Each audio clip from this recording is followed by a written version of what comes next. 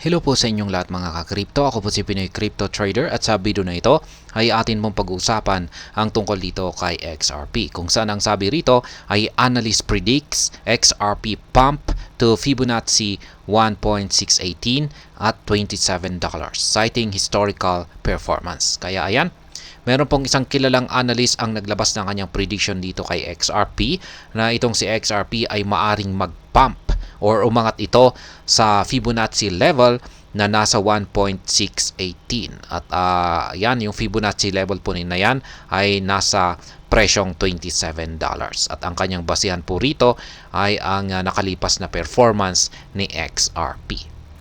At ayan, bago po tayo magpatuloy, ay nais ko lamang po munang bigyang linaw ang aking disclaimer kung saan ang nilalaman po ng video na ito ay hindi po ito isang financial advice. For education and information purposes lamang po ang layunin nito. Maliban po dito ay nais ko na rin pong magbigay babala na wala pong kahit anumang group chat ang Pinoy Crypto Trader.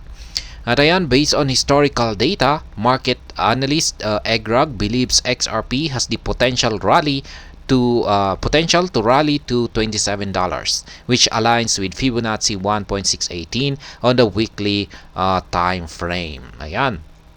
Base po sa historical data ni XRP, ay itong si Ginoong Egrag, isang market analyst, ay naniniwala po siya na itong si XRP ay may kakayahan na mag-rally or umangat sa mataas na presyong $27 sapagkat ito raw po ay tugma sa kanyang nakita na Fibonacci indicator sa kanyang weekly chart time frame. Yan, yung Fibonacci level na 1.618. Meron po siyang ibinahaging chart dito na siyang nagpapaliwanag yan sa kanyang analysis dito. Kaya check na po natin yung kanyang official X account. Ayan, sabi niya rito ay XRP half pumped to Fibonacci 1.618.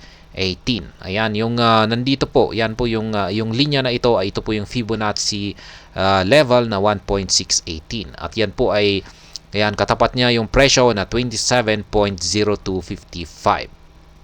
If history repeats itself halfway, then we're eyeing $27.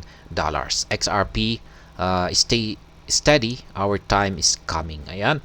Kung maulit daw po yung nakalipas na performance ni XRP, ay ayan, itong si XRP ay aangat sa presyong $27. Yung tinutukoy po niyang nakalipas na performance ay ito po.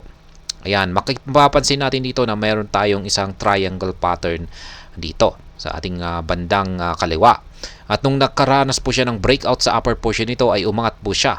At nakaranas po siya ng 7,673.78% na paglago. Kaya yan, umangat po siya. Ngayon ay kung yan po yung ginamit ni Ginoong Egrag sa kanyang prediction dito or spekulasyon kay XRP. Ngayon ay meron naman po tayong mas malaki na nabuong triangle pattern dito. At nandito po yung kasalukuyang market price ni XRP. At ngayon kung makakaranas po siya ng breakout sa upper portion nito, ay ayan, maaring makaranas na rin po siya ng 7,674.97% na paglago sa kanyang presyo. Ay halos katulad rin po ng nangyari dito sa kanyang previous na pag-angat sa kanyang presyo. At kung pag nangyari po yan ay babangga po siya sa Fibonacci level na 1.618 kung saan yan ay nasa presyong $27. Kaya yan lamang po, ganyan lamang po kasimple yung kanyang technical analysis dito kay XRP kung bakit niya nasabi na ating makikita itong pag-angat ni XRP sa presyong $27. Kaya ayan. At hanggang dito na lamang po tayo sa video na ito mga ka-crypto. Sana po ay inyong nagustuhan ang aking paliwanag dito. Kung inyo po itong nagustuhan ay pakiclick lamang po ang like button nito. Para naman po sa mga bago lamang dito, kayo po ay aking inaanyayahan para mag-subscribe.